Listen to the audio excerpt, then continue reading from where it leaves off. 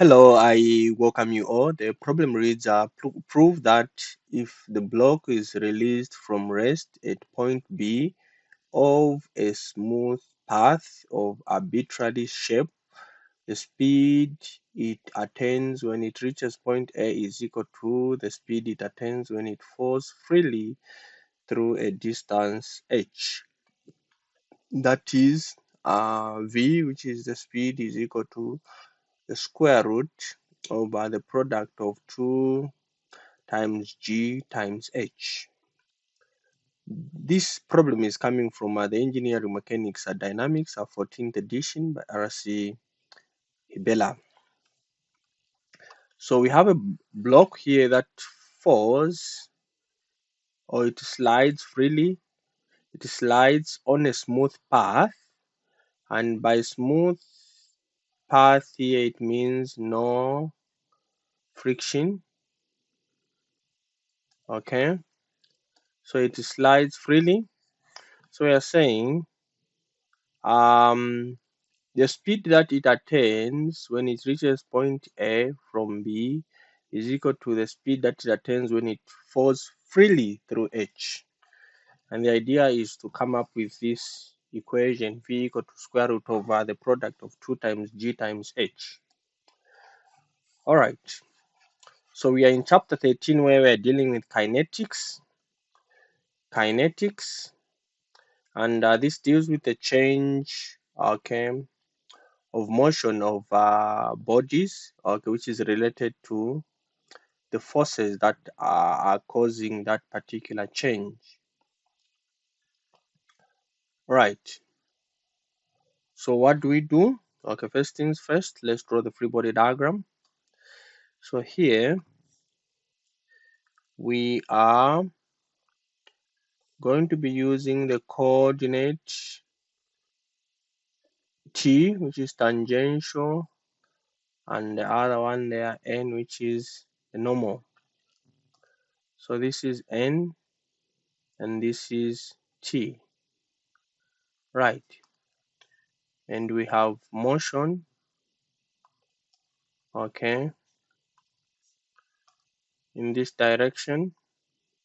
We have motion in this direction, okay, and also in this direction. Okay, so this one is AN, this is AN, this is AT. Right. So what else? So here we do have the weight, and this weight we are going to have components, one in this direction like so, and the other one in this direction like so. Is that okay? Great. So this one, and then we do have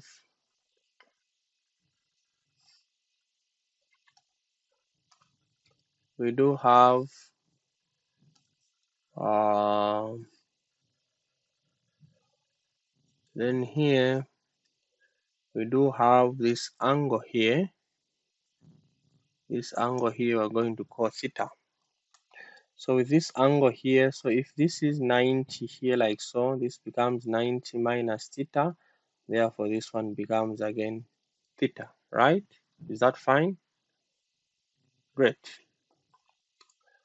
So that this one here becomes again 90 minus theta, right? Great. So if that is fine, then we can write this properly as just theta like so. Right.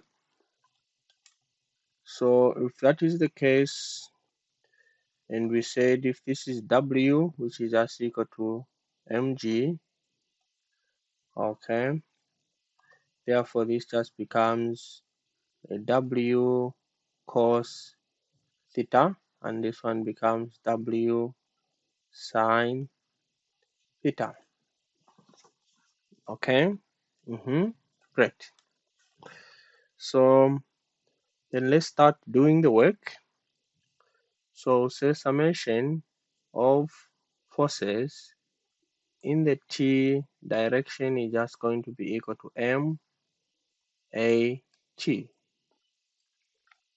And what is the summation of forces in the t? We only have this weight sine theta. So we have w sine theta. So our positive is in this direction like so. So it's positive, and this is just going to be equal to m a t, right? And this w we know to say is just mg, okay, sine theta equal to m a t. So this and this goes m, and making at subject to the formula, we have at is just going to be equal to g sine theta. Right, great. So now what else are we supposed to do? We want to derive this equation. Okay, so we are going to use this particular equation. This is a kinematic equation, right? Which is a ds is equal to v dv. The question is, where is this equation coming from? This comes from two equations. So we have v is equal to ds dt. Then we have a with acceleration equal to dv dt.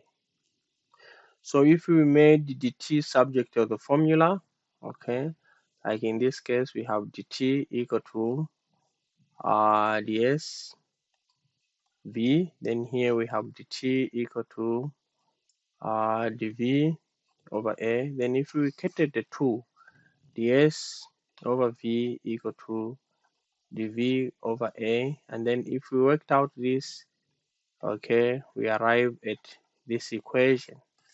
See in this equation? So that is how we arrive at that particular equation. So it's derived from these two equations. So this is the equation that we intend to do. So here we are going to include a t. We are in the t-axis. All right. So we want to rewrite this in terms of h and not s. So what we need to do is to write s in terms of h. So what we are going to do is we are going to we have some differential relationship. Okay, here let's write a very small differential relationship here, and then later on we are going to expand it. So we have this differential relationship like so. Is right angle triangle like so. Okay, so there we go.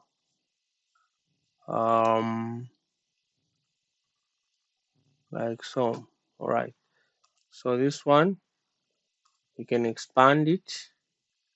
We can expand this one so that it becomes something like this.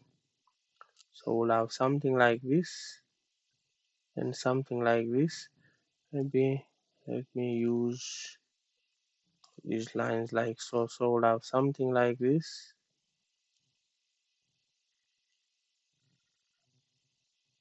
and something like this and something like this. Right. So there we go. So we are saying this is our ds in this direction. This is our dy or dh, and then this is our dx. All right, is that okay? You've seen this differential relationship, and we do have theta there, like so, right? So we are saying this is our ds, this is our dh, and this is our dx. So we are saying sine theta is just going to be equal to opposite, which is dh, divided by hypotenuse ds. And making the s subject to the formula, this just becomes equal to dh divided by sine theta, right? So we have ds here, which is just equal to dh divided by sine theta. Is that okay? Right, so what we need to do now is we'll replace this one here, and we'll also replace this one there, right? So if we did so, then we are going to have g sine theta, right? Then on ds we have dh divided by sine theta, okay? And then this is just going to be equal to v dv. All right, then we know that this part and this part goes. All right, so we are going to be integrating this.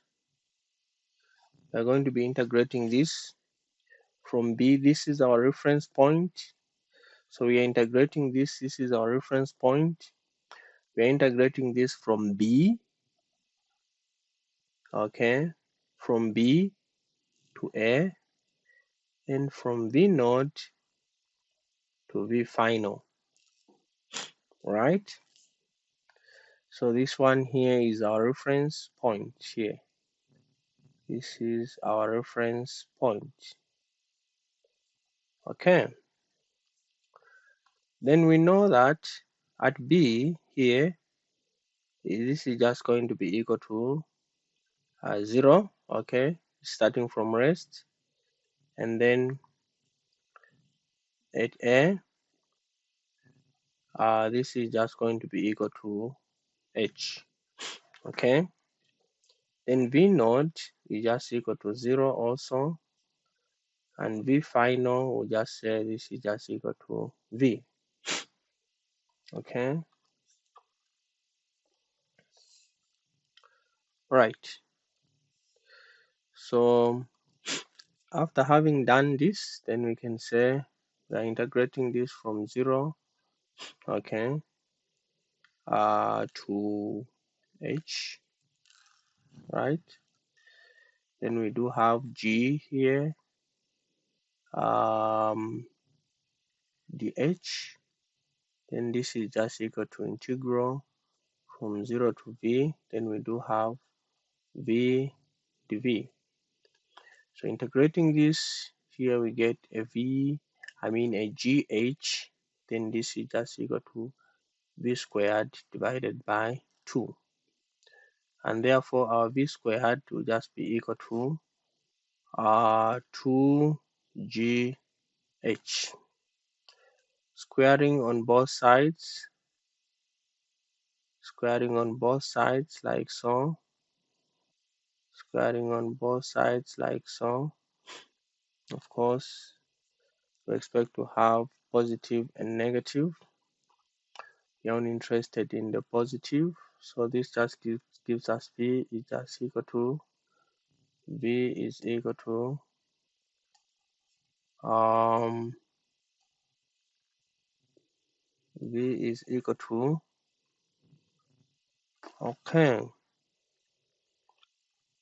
okay, let me copy down this, is equal to that, like so. Okay, I think this is really about it. This is our final solution. This is our final solution, and I hope this video was helpful. And if it was, give me a thumbs up, like my video, continue subscribing and sharing my channel. Bye bye, and see you in my next screencast.